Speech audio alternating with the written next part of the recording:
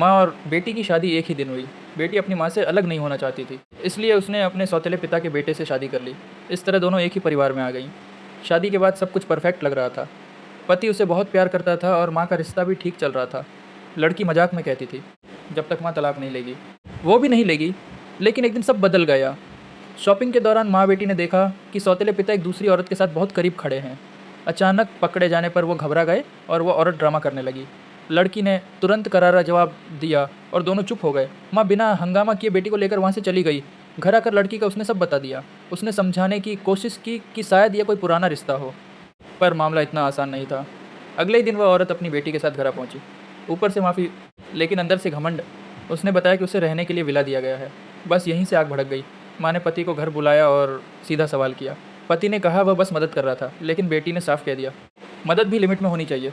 माँ ने ठंडे दिमाग से कहा, उसके पास ये सब सहने का टाइम नहीं है, और वह वहाँ से चली गई। बेटी भी उसके पीछे निकल गई। मूड ठीक करने के लिए दोनों शॉपिंग गई।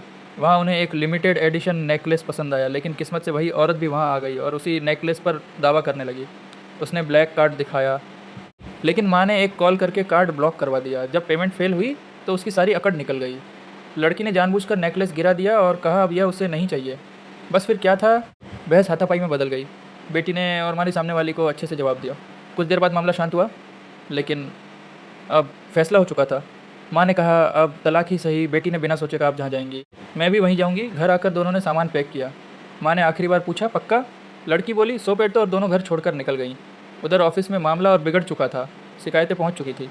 तभी एक फ़ाइल सामने आई, जिसे खोलते ही सबके होश उड़ गए।